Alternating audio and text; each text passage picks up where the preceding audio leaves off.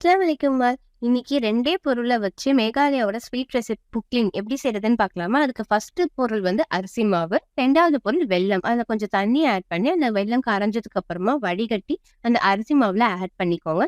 நல்லா கலந்து விடுங்க. கெட்டி பதமா இருக்கக்கூடாது.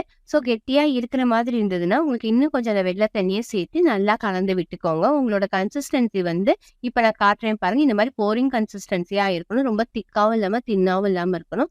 அத ஹீட்டான ஆயில்ல வந்து ஒரு பேட்டர் இந்த மாதிரி ஊத்தி எடுத்துக்கோங்க.